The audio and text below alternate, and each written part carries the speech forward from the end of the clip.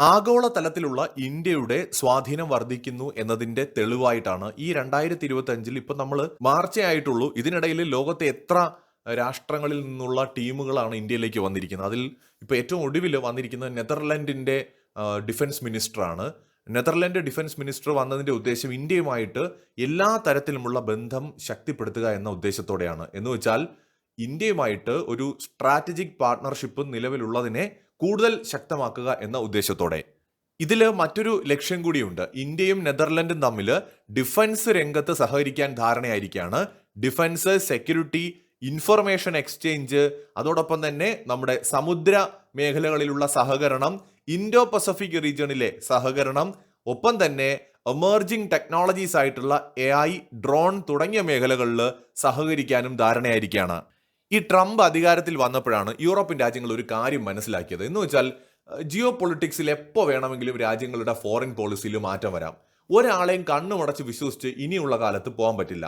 ഇപ്പൊ അമേരിക്കയിൽ തന്നെ രണ്ട് പ്രബല ഗ്രൂപ്പുകളായിട്ട് അമേരിക്കൻ രാഷ്ട്രീയം മാറിക്കഴിഞ്ഞു. ഡെമോക്രാറ്റുകളും റിപ്പബ്ലിക്കുകളും അധികാരത്തിൽ വരുമ്പോൾ ആഗോളതലത്തിൽ തന്നെ അവരുടെ പോളിസിയിൽ കാര്യമായിട്ടുള്ള ഷിഫ്റ്റ് ഉണ്ടാവുകയാണ്. ഇത് കഴിഞ്ഞ കുറെ കാലങ്ങളായിട്ട് സ്ലോലി സംഭവിച്ചതാണ്. ഇപ്പൊ ട്രംപിന്റെ അധികാരത്തിലേക്ക് ട്രംപ് വീണ്ടും എത്തുമ്പോൾ അത് കുറെ കൂടെ പ്രകടമാവുകയാണ്. പ്രത്യേകിച്ച് ട്രംപ് ആദ്യ ടേം അധികാരത്തിൽ വരുന്നു, ചെറിയ മാറ്റങ്ങൾ കൊണ്ടുവരുന്നു, അത് കഴിഞ്ഞ് തോൽക്കുകയാണ് ട്രംപ്. അപ്പൊ അധികാരത്തിൽ വരുന്ന ബൈഡൻ ട്രംപ് അഡ്മിനിസ്ട്രേഷന്റെ തീരുമാനങ്ങളെല്ലാം പാടെ തള്ളിക്കളയാണ്. മാത്രമല്ല ട്രംപിനെ രാഷ്ട്രീയമായി തകർക്കാനുള്ള ഗൂഢാലോചനയും ബൈഡന്റെ അഡ്മിനിസ്ട്രേഷൻ നടത്തുകയും ചെയ്തു.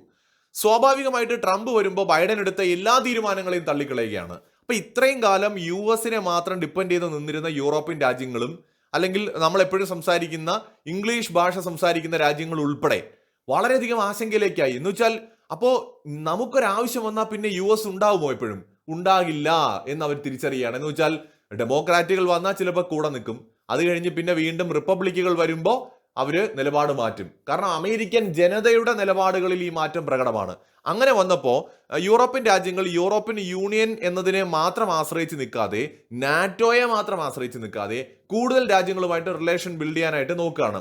അതിൽ അവർക്ക് റഷ്യയുമായിട്ട് അടുക്കാൻ പറ്റില്ല. കാരണം റഷ്യയും യൂറോപ്പും തമ്മിലുള്ള പ്രശ്നങ്ങൾക്ക് അതിന്റെ ചരിത്രത്തിന് നൂറ്റാണ്ടുകളുടെ പഴക്കമുണ്ട്. അപ്പൊ അതിലേക്ക് നമ്മൾ ഈ വീഡിയോയിൽ എന്തായാലും പോകുന്നില്ല. അപ്പൊ അതുകൊണ്ട് ആ പ്രശ്നങ്ങളും തർക്കങ്ങളും ഒന്നും ഒരു കാലത്തും അവസാനിക്കുന്ന ഒന്നല്ല. ചൈനയെ വിശ്വാസത്തിലെടുക്കാൻ പറ്റില്ല. ചൈനയുടെ അധിനിവേശ നയങ്ങളും ചൈനീസ് പോളിസീസും തങ്ങൾക്ക് ഭീഷണിയാണെന്ന് യൂറോപ്യൻ രാജ്യങ്ങൾക്ക് അറിയാം. പിന്നെ ഉള്ള ഒരു ഓപ്ഷൻ ഇന്ത്യയാണ്. ജനാധിപത്യ ലോകത്ത് അമേരിക്ക കഴിഞ്ഞാൽ പിന്നെ ഏറ്റവും കരുത്തുള്ള രാജ്യം ഇന്ത്യ മാത്രമേ ഉള്ളൂ. അപ്പൊ ജനാധിപത്യ ബോധമുള്ള രാജ്യങ്ങൾക്ക് ഇന്ത്യയുമായിട്ടുള്ള ബന്ധം വളരെ പ്രധാനമാണ്. എന്നാൽ അതേസമയം ഇന്ത്യ ആണെങ്കിലോ ഒരേ സമയത്ത് US റഷ്യയുമായിട്ടും ചൈനയുമായിട്ടും ഒക്കെ ഒരു ഹെൽത്തി റിലേഷൻഷിപ്പ് മെയിൻറ്റെയിൻ ചെയ്യുന്നതും ഇവർ കാണുകയാണ്. അപ്പൊ ഇന്ത്യ ഒരു കോമൺ ആയിട്ടുള്ള ഒരു ആശ്രയമായിട്ട് മാറുകയാണ്. നോക്കൂ, ഇപ്പോഴും 10-15 കോടി ജനങ്ങൾ കുറഞ്ഞത് കടുത്ത ദാരിദ്ര്യം നേരിടുന്ന ഒരു വികസ്വര രാജ്യം തന്നെയാണ് നമ്മുടേത്. നമ്മൾ അങ്ങ് യൂറോപ്പിനെ പോലെയും അമേരിക്കയെ പോലെയൊന്നും വികസിത രാഷ്ട്രമായിട്ടൊന്നുമില്ല. നമുക്ക് അത്തരത്തിലുള്ള ഒരു ചിന്തയുമില്ല. പക്ഷെ എന്നിട്ട് പോലും നമ്മളെ ലോകരാജ്യങ്ങൾക്ക് വേണം. കാരണം നമ്മുടെ അത്രയും വലിയ സ്വാധീനം ഇന്ന് ലോകത്തുണ്ട് എന്നതുകൊണ്ടാണ്. ഇന്ത്യ ഗവൺമെന്റിന്റെ പോളിസീസ്, മോദിയുടെ ഒരു ലീഡർഷിപ്പ്, ഒപ്പം ഇന്ത്യ സമീപകാലത്ത് കൈവരിച്ചിരിക്കുന്ന ഒരു ടെക്നോളജി രംഗത്തും മിലിറ്ററി രംഗത്തും ഒക്കെയുള്ള പുരോഗതി, ഇത് ഇന്ത്യക്കാർക്ക് മനസ്സിലായില്ലെങ്കിലും പുറത്തുനിന്ന് നോക്കുന്ന സായിപ്പിന് കാര്യങ്ങൾ അറിയാം. സായിപ്പിന്റെ ഏറ്റവും വലിയ പ്രത്യേകത എന്താണെന്ന് വെച്ചാൽ ഇവര് കാര്യങ്ങൾ വളരെ മുൻകൂട്ടി മനസ്സിലാക്കാൻ കഴിവുള്ളവരാണ്. സായിപ്പിന് മനസ്സിലായിട്ടുണ്ട് ഇന്ത്യയാണ് അടുത്ത ഒരു വലിയ മേജർ പവർ ലോകത്ത്. അപ്പൊ ഇന്ത്യയുമായിട്ടുള്ള സൗഹൃദത്തിന് പ്രാധാന്യമുണ്ട്. അവിടെയാണ് നെതർലൻഡിന്റെ ഡിഫൻസ് മിനിസ്റ്റർ ഇപ്പോൾ ഇന്ത്യയിലേക്ക് വരുന്നതും ഇന്ത്യയുമായിട്ട് ഡിഫൻസ് ഡീലുകൾ ഉൾപ്പെടെ ഒപ്പുവെക്കുന്നതുമായി ബന്ധപ്പെട്ട ചർച്ചകൾ നടക്കുന്നതും. ഇന്ത്യ ഗവൺമെന്റ്, വിശേഷിച്ച് നമ്മുടെ ഡിഫൻസ് മിനിസ്റ്ററും ടീമും നെതർലൻഡിനോട് പറഞ്ഞു, നിങ്ങൾ ഒരു കാരണവശാലും പാകിസ്ഥാൻ ആയുധങ്ങളും ടെക്നോളജികളും കൊടുക്കരുത്. പാകിസ്ഥാൻ തീവ്രവാദത്തെ സ്പോൺസർ ചെയ്യുന്ന ഒരു രാജ്യമാണ്, നിങ്ങൾ ഒരിക്കലും അവർക്ക് നൽകരുത് എന്ന ഒരു മുന്നറിയിപ്പ് കൂടി ഇന്ത്യ നെതർലൻഡിന് കൊടുത്തിട്ടുണ്ട്. പല നെതർലൻഡ് കമ്പനികളും പാകിസ്ഥാനുമായിട്ട് ഡിഫൻസ് ഡീലുകൾ പുലർത്തുന്നുണ്ട്. ആയുധങ്ങളും നേവിക്ക് ആവശ്യമായിട്ടുള്ള സപ്ലൈകളും ഒക്കെ ചെയ്യുന്നുണ്ട്. ഇത് മുന്നിൽ കണ്ടുകൊണ്ട് തന്നെയാണ് ഇന്ത്യ അതിനെ പതിയെ ഒന്ന് തടഞ്ഞത്. ഓൾറെഡി നെതർലൻഡും ഇന്ത്യയും തമ്മിൽ വളരെ നല്ല സൗഹൃദമുണ്ട്. അത് യൂറോപ്പില് നമ്മളുമായിട്ട് ഏറ്റവും കൂടുതൽ ട്രേഡ് നടത്തുന്ന രാജ്യങ്ങളിൽ ഒന്നുകൂടിയാണ് നെതർലൻഡ്. UN രക്ഷാസമിതിയിൽ ഇന്ത്യ സ്ഥിരാംഗമാകണം എന്ന് തുറന്ന് പറഞ്ഞിട്ടുള്ള ഒരു രാജ്യം കൂടിയാണ് നെതർലൻഡ്. അവർ നമ്മളെ അതിന് സപ്പോർട്ട് ചെയ്യുന്നുണ്ട്. അപ്പൊ ഇപ്പൊ നോക്കൂ, ന്യൂസിലാൻഡിന്റെ പ്രൈം മിനിസ്റ്ററും ടീമും ഇന്ത്യയിൽ വരുന്നു. നരേന്ദ്രമോദിയുമായിട്ടൊരു കിഡിലൻ റിലേഷൻഷിപ്പ് ഉണ്ടാക്കാൻ ശ്രമിക്കുന്നു. ഇന്ത്യയുമായിട്ടുള്ള നയതന്ത്ര ബന്ധത്തെ, അതിന്റെ ആ ഒരു ഗ്രേഡ് ഉയർത്തുന്നു. ഫൈവ് ഐസിൽ വരുന്ന ഒരു രാജ്യമാണ് New Zealand. Canada, Australia, New Zealand, America, Britain, ഈ 5 രാജ്യങ്ങൾ ഇവര് ഇംഗ്ലീഷ് ഭാഷ സംസാരിക്കുന്ന രാജ്യങ്ങളാണല്ലോ. അപ്പോൾ അതിൽപ്പെടുന്ന ഒരു രാജ്യമാണ് ഇന്ത്യയുമായിട്ട് വളരെ അടുത്ത റിലേഷൻ ഉണ്ടാക്കാനായിട്ട് ഇപ്പോൾ ശ്രമിക്കുന്നത്. പ്രത്യേകിച്ച് ഓസ്ട്രേലിയ നേരത്തെ തന്നെ ഇന്ത്യയുമായിട്ട് സ്ട്രോങ് ആയിട്ടുള്ള ഒരു ബോണ്ട് ഡെവലപ്പ് ചെയ്തിട്ടുണ്ട്. എന്നാൽ അന്നും ന്യൂസിലാൻഡ് മാറി നിന്നു. പക്ഷെ ഇപ്പൊ ന്യൂസിലാൻഡ് ഇന്ത്യയുമായിട്ട് വളരെയധികം അടുക്കാനായിട്ട് ആഗ്രഹിക്കുന്നതായിട്ടാണ് നമുക്ക് കാണാൻ കഴിയുന്നത്. അതുപോലെ കാനഡയുടെ പുതിയ പ്രധാനമന്ത്രി ഇന്ത്യയുമായിട്ടുണ്ടായ വിള്ളലുകൾ നികത്തി ബന്ധം ശക്തമാക്കുമെന്നും പറഞ്ഞിട്ടുണ്ട്. ബ്രിട്ടൻ ഇന്ത്യയുമായിട്ട് ഇൻഡിപെൻഡന്റ് ആയിട്ട് തന്നെ ഡീൽ ചെയ്യുന്നുണ്ട്. ട്രേഡ് ഡീൽ അടക്കം ചർച്ചയായിട്ടുണ്ട്. US-ഉം ഇന്ത്യയും തമ്മിലും ട്രേഡ് ഡീലിന്റെ ചർച്ചകൾ നടക്കുകയാണ്. ഓൾറെഡി നല്ല ടേംസിലും റിലേഷൻഷിപ്പിലുമാണ് താനും. അപ്പോൾ ഇതിന് പുറമെ നമ്മൾ ഫ്രാൻസുമായിട്ട്, യൂറോപ്യൻ രാജ്യമായ ഫ്രാൻസുമായിട്ട് നല്ല ബന്ധമാണ്, ജർമ്മനിയുമായിട്ട് നല്ല ബന്ധമാണ്, ഇറ്റലിയുമായിട്ട് നല്ല ബന്ധമാണ്, ഇപ്പൊ സ്പെയിനുമായിട്ട് നല്ല ബന്ധമാണ്, ഗ്രീസുമായിട്ട് നല്ല ബന്ധമാണ്. ഗ്രീസും നമ്മളും തമ്മിൽ പ്രതിരോധ കരാറുകൾ പോലുമുണ്ട്. ഇന്ത്യ മിക്കവാറും ഗ്രീസിന് ആയുധങ്ങൾ കൂടുതലായിട്ട് ഫ്യൂച്ചറിൽ സപ്ലൈ ചെയ്യാൻ സാധ്യതയുണ്ട്. ഇന്ത്യൻ ആയുധങ്ങൾ ഗ്രീസിന് താല്പര്യവുമുണ്ട്. അപ്പോൾ ഇത്തരത്തിൽ യൂറോപ്പിലെ പ്രബല രാജ്യങ്ങളൊക്കെ എടുത്തു നോക്കൂ, ഇന്ത്യയുമായിട്ട് വളരെ സ്ട്രോങ് ആയിട്ടുള്ള റിലേഷൻ ബിൽഡ് ചെയ്യാണ്. പണ്ട് നമ്മൾ കൂടുതൽ അങ്ങോട്ടാണ് പോയിക്കൊണ്ടിരുന്നത്, എന്നാൽ അവർ ഇങ്ങോട്ട് വന്നു തുടങ്ങി. പണ്ട് നമ്മൾ അവരുടെ അടുത്തു നിന്നാണ് കൂടുതൽ ആയുധങ്ങൾ വാങ്ങിക്കൊണ്ടിരുന്നത്. ഇന്ന് ഇന്ത്യയുമായിട്ട് ഡിഫൻസ് ഡീൽ നടത്താനും ഇന്ത്യൻ ആയുധങ്ങൾ വാങ്ങാനുമുള്ള താല്പര്യം അവർ അറിയിച്ചു തുടങ്ങിയിട്ടുണ്ട്. ഇന്ത്യക്ക് ഇപ്പോഴും കുറച്ച് പ്രശ്നങ്ങളുണ്ട്. നമ്മുടെ ഈ പ്രൊഡക്ഷൻ വളരെ സ്ലോ ആണ് ഇന്ത്യയിൽ. ഇന്ത്യൻ മിലിറ്ററിക്ക് ആവശ്യമായിട്ടുള്ള രീതിയിൽ തന്നെ നമുക്ക് പ്രൊഡക്ഷൻ വേഗത്തിൽ നടത്താൻ പറ്റുന്നില്ല.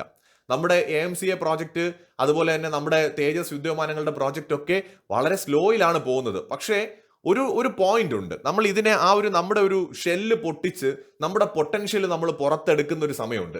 ആ ടൈം കഴിഞ്ഞാൽ പിന്നെ നമുക്ക് തിരിഞ്ഞു നോക്കേണ്ടി വരില്ല. നമ്മളിപ്പോൾ ഫേസ് ചെയ്യുന്നത്, നമ്മളൊരു ഷെല്ലിനകത്ത് നിൽക്കുകയാണ്. നമ്മളൊരു പരമ്പരാഗതമായ രീതിയുണ്ട്, നമ്മുടെ രാജ്യത്തിന്റെ ഒരു ശൈലിയുണ്ട്. ആ ശൈലിയിൽ നിന്ന് പൂർണ്ണമായിട്ടും പുറത്തു കടന്ന് നമുക്കൊരു വേറൊരു ലെവലിലേക്ക് എത്താൻ ഇപ്പോഴും പറ്റിയിട്ടില്ല പ്രൊഡക്ഷന്റെ കാര്യത്തിൽ. അപ്പൊ നമ്മൾ അതിനുവേണ്ടി ട്രൈ ചെയ്യുന്നുണ്ട്. പ്രൈവറ്റ് പ്ലേയേഴ്സിനെ കൊണ്ടുവന്ന് ഇന്ത്യയുടെ പ്രൊഡക്ഷൻ കപ്പാസിറ്റി കൂട്ടാനായിട്ടൊക്കെ ഇന്ത്യയുടെ എല്ലാ ഏജൻസീസും, അതിപ്പോൾ DRDO ആയിക്കോട്ടെ, HAL ആയിക്കോട്ടെ, അവരൊക്കെ ട്രൈ ചെയ്യുവാണ്. കൂടുതൽ പ്ലേയേഴ്സിനെ കൊണ്ടുവന്നുകൊണ്ട് ഒരു മാസ് പ്രൊഡക്ഷൻ എല്ലാ മേഖലയിലും ആയുധ നിർമ്മാണത്തിൽ നടത്താനായിട്ട് ഇന്ത്യ പരിശ്രമിക്കുന്നുണ്ട്. ഒരു തവണ ഇതൊന്ന് പൂർത്തിയായി കഴിഞ്ഞാൽ, അതൊന്ന് സക്സസ് ആയി കഴിഞ്ഞാൽ പിന്നെ ഇന്ത്യക്ക് വൻതോതിൽ ആയുധം വ്യാപാരം നടത്താൻ പറ്റും. നമ്മുടെ പല മിസൈലുകളും ലോകത്ത് ഒരുപാട് രാജ്യങ്ങൾക്ക് താല്പര്യമുണ്ട്. ബ്രഹ്മോസ് മാത്രമല്ല, ആകാശ് മിസൈൽ ആയിക്കോട്ടെ, പിനാക റോക്കറ്റ് സിസ്റ്റം ആയിക്കോട്ടെ, അതുപോലെ തന്നെ ഇന്ത്യ ഇപ്പോൾ അസ്ത്ര മിസൈലുകൾ ഡെവലപ്പ് ചെയ്തിട്ടുണ്ട്. പല രാജ്യങ്ങൾക്കും അതിൽ കണ്ണുണ്ട്. ബിയോണ്ട് വിഷ്വൽ റേഞ്ചിലുള്ള ടാർഗറ്റിനെ വരെ തകർക്കാൻ കഴിയുന്ന അസ്ത്ര മിസൈൽ ലോകത്തിലെ മികച്ച മിസൈലുകളിൽ ഒന്ന് തന്നെയാണ്. അപ്പൊ ഇന്ത്യയുടെ ഡിഫൻസ് രംഗത്തുള്ള പുരോഗതി യൂറോപ്യൻ രാജ്യങ്ങൾ കാണുന്നുണ്ട്. അവർക്ക് ഇന്ത്യൻ ആയുധങ്ങൾ വാങ്ങണമെന്നുണ്ട്. കാരണം US-നെ മാത്രം ഡിപ്പെൻഡ് ചെയ്ത് നിന്നാൽ പണി കിട്ടുമെന്ന് അവർക്കറിയാം. പ്രത്യേകിച്ച് US ഈ കില്ലിംഗ് സ്വിച്ച് പോലുള്ള സെറ്റപ്പ്, കില്ലർ സ്വിച്ച് ഒക്കെ അതിനകത്ത് വെച്ചിട്ടുണ്ടാവും. ഈ പരിപാടിയൊക്കെ ചെയ്തു വയ്ക്കുന്ന US-നെ എങ്ങനെ വിശ്വസിക്കും? റഷ്യയുമായിട്ട് US അടുക്കാൻ ശ്രമിക്കുന്നതിന്റെ മറ്റൊരു കാരണം അലാസ്കയാണ്. റഷ്യയുമായിട്ട് ഒരു ഉടക്കിന് പോയി കഴിഞ്ഞാൽ അലാസ്ക നഷ്ടപ്പെടുമെന്നുള്ളൊരു ഭീതി US-നുണ്ട്. ഒരിക്കലും റഷ്യയുമായിട്ടൊരു ആണവ യുദ്ധം നടത്താൻ കഴിയില്ല എന്ന് അവർക്കറിയാം. അപ്പൊ എന്തായാലും റഷ്യയുമായിട്ട് അമേരിക്ക ഇനി രമ്യതയിൽ പോകാനായിരിക്കും ശ്രമിക്കുന്നത്. അപ്പൊ റഷ്യ എങ്ങാനും യുക്രൈനെ ആക്രമിച്ചതുപോലെ പോളണ്ടിനെയോ മറ്റേതെങ്കിലും യൂറോപ്യൻ രാജ്യങ്ങളെയോ നാളെ ആക്രമിക്കുകയാണെങ്കിൽ എന്ത് ചെയ്യും? ആരുണ്ടാകും? അന്ന് ഒന്നുമില്ലെങ്കിൽ മീഡിയേറ്ററായിട്ട് നിന്ന് സംസാരിച്ച് ഒരു സെറ്റിൽമെന്റ് ഉണ്ടാക്കാൻ, യുദ്ധത്തെ ഒഴിവാക്കാൻ ഒക്കെ സാധിക്കുന്ന ഒരു രാജ്യം ഇന്ത്യയാണ്. ചൈനയെ ഒരിക്കലും അങ്ങനെയൊന്നും വിശ്വസിക്കാൻ പറ്റില്ല. എന്നാൽ ഇന്ത്യയെ വിശ്വസിക്കാൻ കഴിയുമെന്ന് യൂറോപ്യൻ രാജ്യങ്ങൾക്ക് അറിയാം. ഇന്ത്യയുടെ ഒരു ട്രാക്ക് റെക്കോർഡ് തന്നെയാണ് അതിന്റെ കാരണം. ഒരു ഘട്ടത്തിൽ പോലും നമുക്കൊപ്പം നിന്ന ഒരു രാജ്യത്തെ നമ്മൾ തള്ളിക്കളഞ്ഞിട്ടില്ല. റഷ്യ നമ്മുടെ കൂടെ എല്ലാ കാലവും നിന്നു, നമ്മളും റഷ്യയുടെ കൂടെ നിന്നു. നമ്മൾ നമ്മുടെ ട്രസ്റ്റ് ബിൽഡ് ചെയ്തതാണ് ഞാൻ പറയുന്നത്. യുക്രൈൻ റഷ്യ യുദ്ധത്തിൽ യൂറോപ്പും അമേരിക്കയും ഒക്കെ പ്രഷർ ചെയ്തു ഇന്ത്യയെ. പക്ഷെ ഇന്ത്യ റഷ്യയെ ചതിച്ചില്ല. ഇസ്രയേൽ നമ്മുടെ ഒരു ആപത്ത് ഘട്ടത്തിൽ നമ്മുടെ കൂടെ നിന്നു.